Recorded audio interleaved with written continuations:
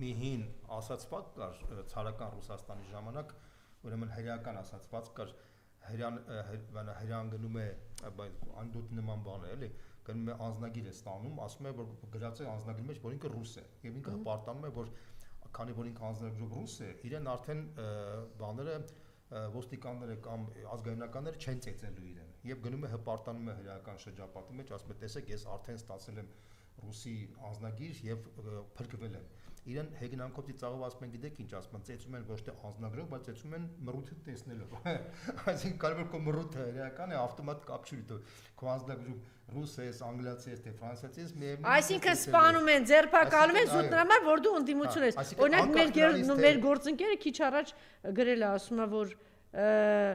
կարելի է չէ շնորհավորել Վարդան Ղուկասյանին եւ նրա ընտանիքին կալանավորման կապակցությամբ, քանի որ նա կարող էր նույն օրը ընտրված մեկ այլ ընդդիմադիր համայնքապետի նման պարզապես գնդակահարվել եւ վերջ։ Վահե Սարգսյանի խոսքերն են մեջբերում։ Կարող էր, չէ՞։ Այն ինչ որ կատարվեց Վարդան Ղուկասյանի նկատմամբ, արդեն խորացրեց այն կասկածը, թե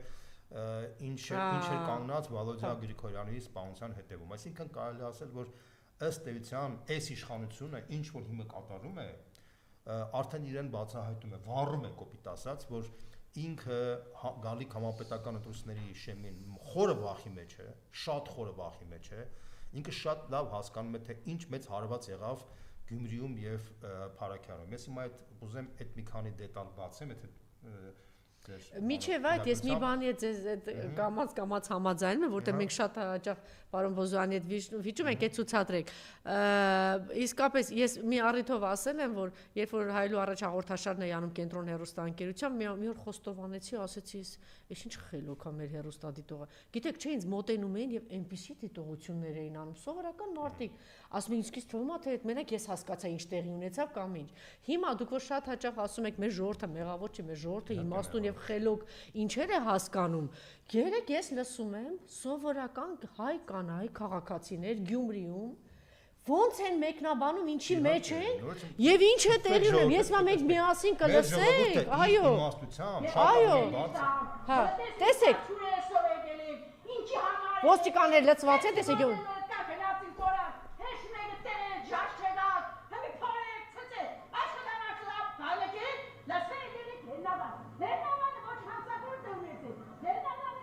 Մեսեք, բարձացում են։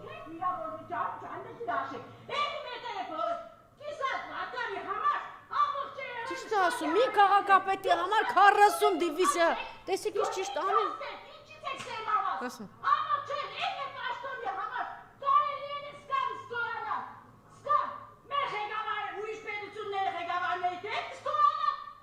Տեսեք, ինչը մենք խոսում ենք։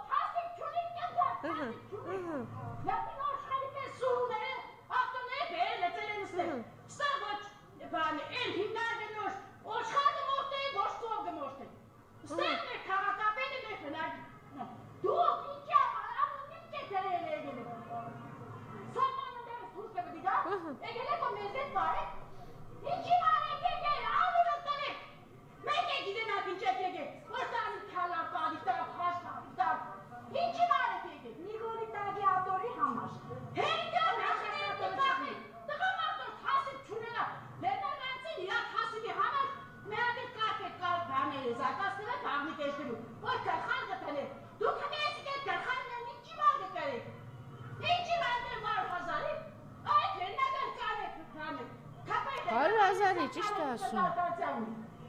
Ու 50,000 պարգևատրման։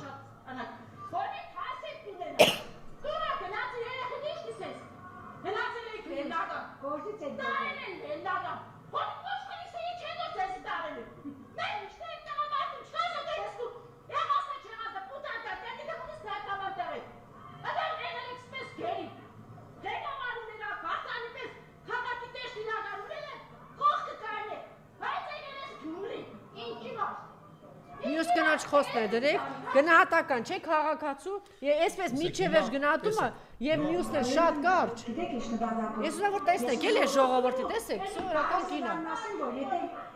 Մեկը կա Հայաստանի Հանրապետությունում, որը պետք է դադրի ձերբակալվի, դա Նիկոլ Փաշինյանը, Պետական դավաճան։ Նիկոլ Փաշինյանը, որը 5 միլիարդով ծախեց Արցախը, Նիկոլ Փաշինյանը, որը ծախեց Հայաստանի հողերը, Նիկոլ Փաշինյանն է, որը ազգային ժողովի անվանումից ձեր է առնում ամբողջ հայ ազգին։ Նիկոլ Փաշինյանն է, որի համար ոչ մի սրբություն գոյություն չունի, ընդդուք մինչև սրբազաններից երբակալություն։ Ես չեմ մեղադրում ոստիկանների համար այսօր Նիկոլի թվին հայրենիքը իրենց գրբանն է տարել։ Հանուն փողի պատրաստ են նույնիսկ քննելու ժողովրդի վրայից է։ Ես բոլոր հանրահավաքներին եղել եմ եւ ցեզ եմ կրես ոստիկանների կողմից նույնիսկ։ Եղել եմ հանրահավաքներին։ Ես զարմանալի եւ գիտեք ինչ է չի տարվում Նիկոլ Փաշինյանը, որովհետեւ հարում ունի, որ բոլոր ուժային կառույցների ղեկավարները իր հարիմի անդամներն են։ Ինչ է, եւ այսպես լավ լոգոն դիր։ Սա է, այսինքն տեսակ չէ, ժողովուրդը բարձ են ինչ որ մենք խոսում ենք։ Մենք նախկինում միշտ վիճում էինք։ Դուք էլ հիմա էլ այսօր ասեցիք, որ դուք չեք հարգում են մարդկանց, երբ որ 2000 ով ստորացնելուց հաճույք հաստացել։ Չէ, ով ստորացնելուց հաճույք հաստացել չի կարող։ Ասեցիք ով 2018-ին իրան աջակցել է։ Մարդկանց Աշխարհի բոլոր ժողովուրդները կարող են նաև սխալվել։ Գերմանացիները 33 թվականին սխալվեցին։ Գերմանացու չէ ստորացնում։ Ինքը գերմանացու չէ ստորացնում։ Իվարկյան, կապ չունի թե մարդ այդ իշխանությունը, որ այդ քաղաքական ուժը, որ եկավ իշխանության Գերմանիայում,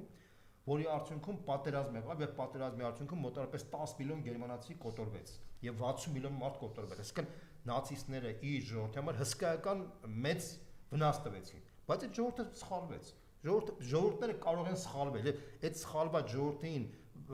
չի կարելի ասել, որ դուք չգիտեմ ինչ եք, ինչի եմ դա ասում։ Նույն Վարդան Ղուկասյանը այսօրվա որ ինքը ողջունել է 2018 թվականը։ Նույն ինքը Վարդան Ղուկասյանն է, ուղղակի ասեմ, որ իմանաք։ Եվ բազմաթիվ այն մարդիկ, որոնք հիմա ասեն դժգոհություն են, իրանք էլ են ողջունել։ Եվ ողջունի մեջ ես ասում մերժելի է 2021 թվականից հետո։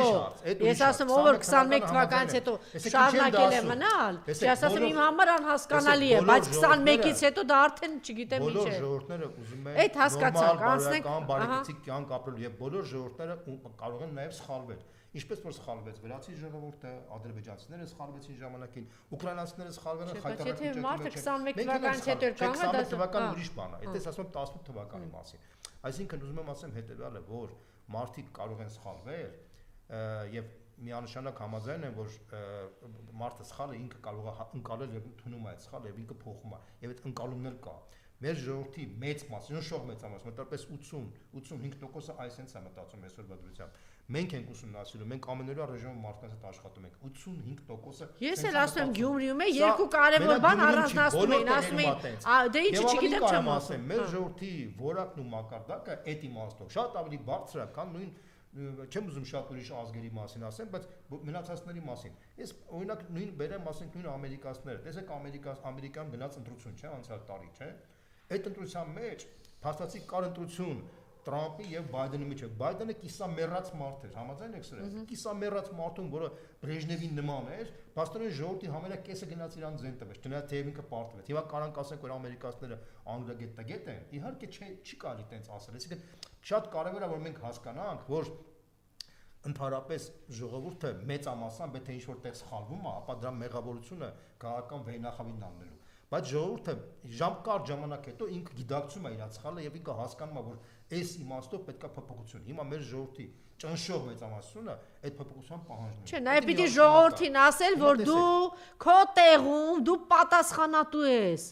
Ամեն մեկին պիտի ասել դու պատասխան։ Այսօր դուք առավոտ ու գիշեր ինչ եք ասում, ասում եք դու պատասխանատու ես։ Դու պիտի վաղ շաբաթ ընտրությունին գնաս մասնակցես, ճիշտ է։ Հա, չէ, ուրիշ չի։ Պիտի գնաս դուք։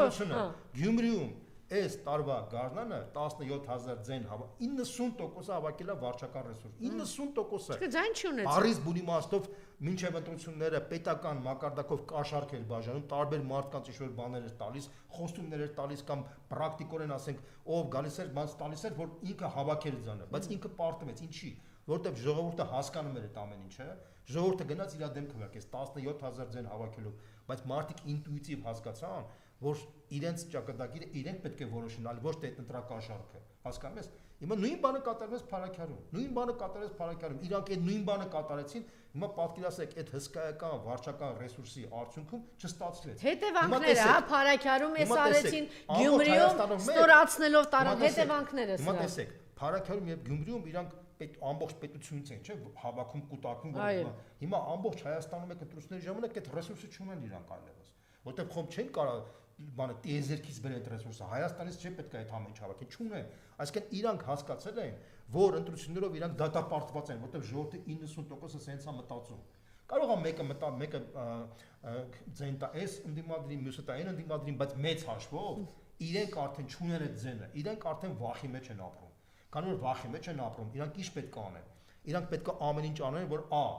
որ ընդդիմադիր դաշտին անդադ ջարդեն, թուլացնեն, կոտրեն, թույլ չտան, որ չգրանցեն